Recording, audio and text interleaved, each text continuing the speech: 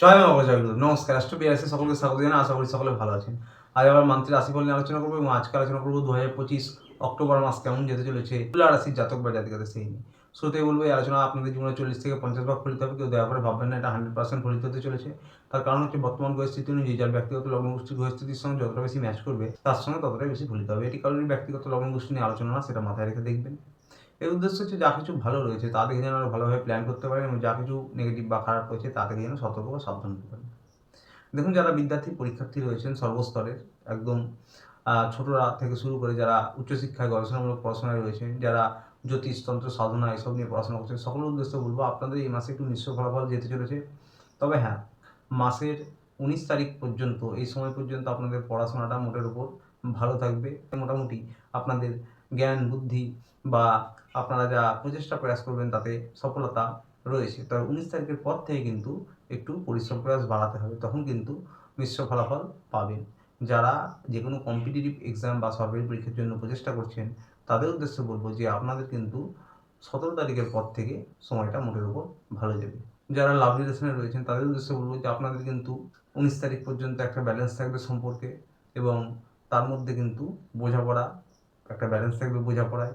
আপনাদের 19 তারিখের পর থেকে কিন্তু একটু সচেতন থাকতে হবে।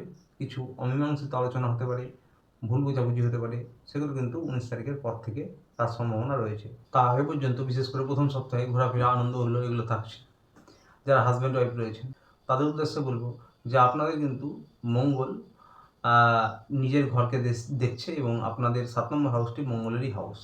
তাই সম্পর্কে একটু জেদাজেদি, চাপা রাগ এবং 17 তারিখের পর থেকে ইগো সমস্যা এগুলো কিন্তু থাকছে। কিছু অমীমাংসিত আলোচনা থাকতে পারে, কিন্তু আপনাদের একটা এনার্জি থাকবে। হাজব্যান্ড ওয়াইফের কর্মের জায়গাটাও কিন্তু মোটার উপর ভালো থাকছে।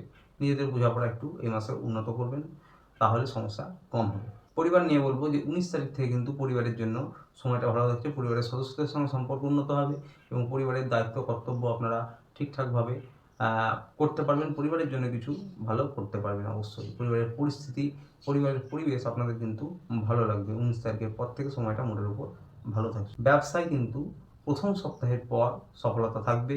ব্যবসায়ীদের জন্য প্রথম সপ্তাহের পর সময়টা ভালো। 19 তারিখ থেকে কিন্তু বিশেষ করে ভালো। যারা সরকারি চাকরি করেন, যারা বেসরকারি চাকরি করেন তাদের জন্য বলবো যে 17 তারিখের পর থেকে প্রমোশন, পদোন্নতি এবং যে কোনো পারিবারিক, ব্যবসায়িক, আইনি জটিলতা বা অফিসিয়ালি যে কোনো কাজ সেগুলো কিন্তু ধীরে ধীরে এগোবে 17 তারিখের পর থেকে। রাজনৈতিক ফিল্ডে যারা রয়েছেন তাদের জন্য কিন্তু 17 তারিখের থেকে সময়টা মোটের উপর ভালো থাকবে। অর্থনৈতিক পরিস্থিতি ভালো থাকবে, টাকার ফ্লোইং ভালো থাকবে। কাজের জায়গায় কিন্তু আপনাদের কাজের গতি বাড়বে। একটু মানসিক রাগ, জেদ, মানসিক চাপ, মাঝে মাঝে কাজের চাপ একটু থাকবে। অর্থনৈতিক পরিকাঠামো মোটের উপর ভালো থাকবে। স্বাস্থ্য নিয়ে বলবো যে মাথা যন্ত্রণা, চোখ জ্বালা করা, দাঁতের সমস্যা বা যাদের প্রেশারের সমস্যা রয়েছে, একটু pressure, high pressure, low pressure up down করতে পারে, এগুলো টুকটাক থাকতে পারে। আপনাদের রাশি অধিপতি, লগ্ন অধিপতি হচ্ছে শুক্রদেব। তো সুতরাং ওম নমঃ শিবায় 108 বার করগুণে জপ করতে পারেন বা চোখ বন্ধ করে ধ্যানের মতন করতে পারেন। বাড়ির ছাদে উঠোনে পাখিদের কিছু খাবার খান, অত্যন্ত ভালো প্রতিকার হবে। আজ ছিল এই পর্যন্ত। ভিডিওটি ভালো লাগলে চ্যানেলটি অবশ্যই লাইক, সাবস্ক্রাইব করে পাশে থাকবেন। দেখা হচ্ছে আবার পরের ভিডিওতে। ততদিন ভালো থাকবেন, সুস্থ থাকবেন। নমস্কার।